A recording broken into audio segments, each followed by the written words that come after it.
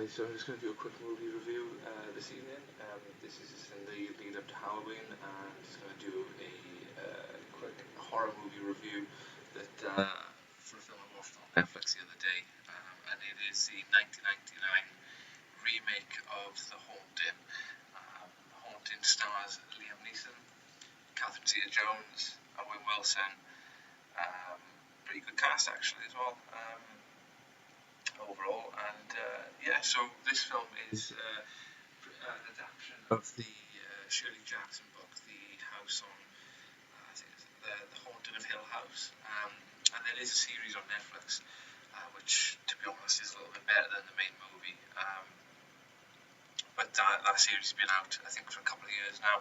There's a sequel series as well, The Haunting of Bly Manor, I think it is as well, which is pretty decent. But yeah, this movie was actually not too bad. It is a bit of a throwback movie. It is still enjoyable, even though it's not one of the best horror movies you can watch.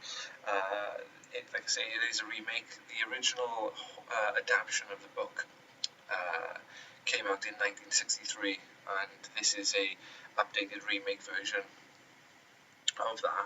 And the reason I've chosen to watch the film first of all, and then to review it, was it's kind of one of these horror movies which was just prior to that sort of 2000 era shock value, total gore, kind of like the Saw movies, the Final Destination sort of franchisey type movies. It's just sort of an adaptive horror movie, but I think that they tried to go quite big with this one. I mean, it was a huge budget for a horror movie, especially in the 90s as well. It was $80 million it cost to make the movie, which is incredible, really, for a horror movie, and at that time as well. But surprisingly, even though that it didn't get many good reviews, and I think you can see on Rotten Tomatoes as well, it's got a really poor sort of audience feedback as well. So poor critics reviews there, 17%, and the audience score is 23 as well. On IMDb, they've given this a 5 out of 10 as well. It did actually make quite a bit of money back though, which is strange. I mean, there it says it made 180 million back worldwide, which was, a pretty decent return. I mean, I suppose it probably just about broke even with the huge budget and with the marketing for the movie as well then. But what was the film like? What is the film about in a sense anyways? I mean, it's been spoofed in the Scary Movie 2 comedy as well, which I, even though it's like years and years old, still absolutely love that movie. And the premise of The Haunting is that there's a professor played by Liam Neeson who's put together a quote-unquote study, and he's trying to get people with sort of like sleep apnea or disturbed sleep patterns to try and partake in an experiment, and he's framing it as a study of sleep, but it's mainly his sort of objective is to find out what really motivates people in the sense, and also what's driving their fear, whether rational or irrational fear as well. So he's sort of leading them astray from the get-go.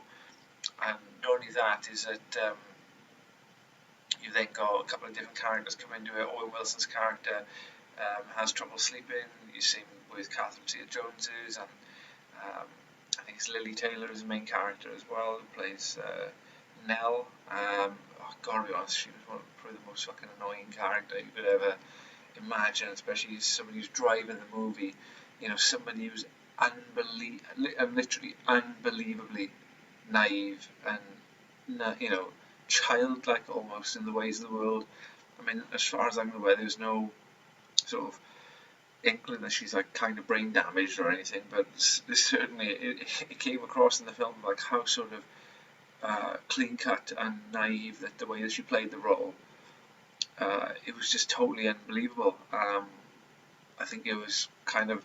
I think the only person who really played their role down, was Liam Neeson, who was a little bit believable as the professor in the movie as well. And Owen Wilson was pretty good, But I think this movie, you start to see that late 90s sort of turn of the millennium horror movies relying a little bit on the CGI aspect, where audiences started to see CGI coming in towards the mid to late 90s, and it became quite believable. I mean, pretty much one of the main ones that kicked off this thing was Independence Day in 1995, I think.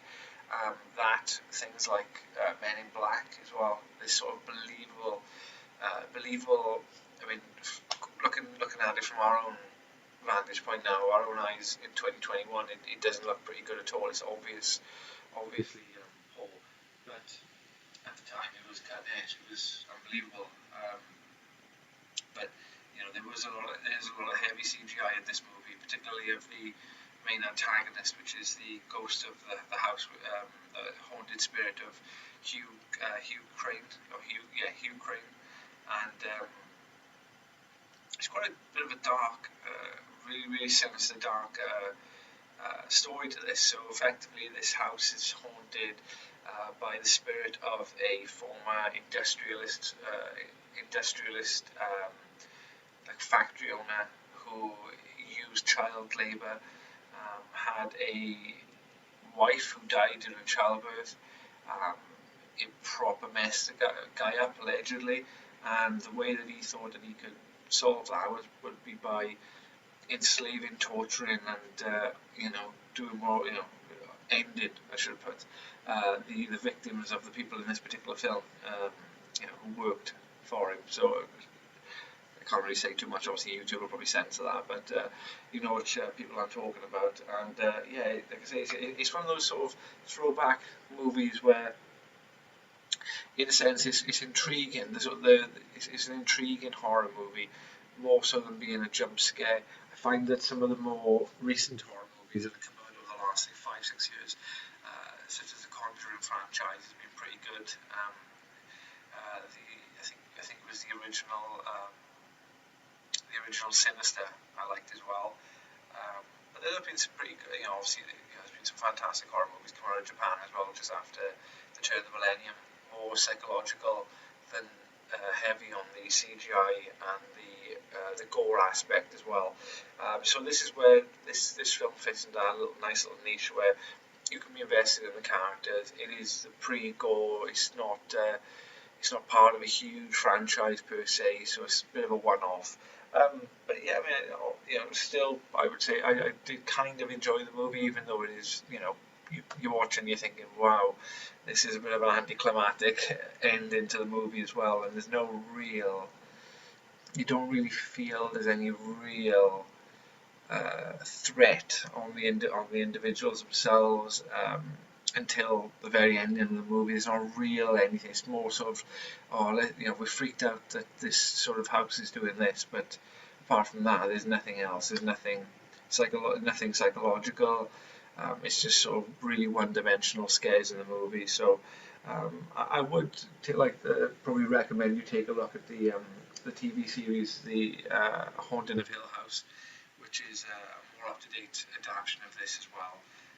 Which I haven't watched myself, but I hear it's got really, really good reviews as well. So I'm going to queue that up on my list and take a look myself. But overall, just to give this one a rating, I would say I give this one a 2 out of 5. So yeah, it's one of those ones where it's not absolute crap. You can still enjoy it to a certain degree. It's not a good movie by any means, but it's enjoyable in the sense it's, like I say, it's better. It's not one of the franchisey movies. It's not up in your face gore. It's quite an intriguing film. Good cast as well, and plus as well you get to see Catherine Zeta-Jones in a pop in the 90s as well, which is always good. So yeah,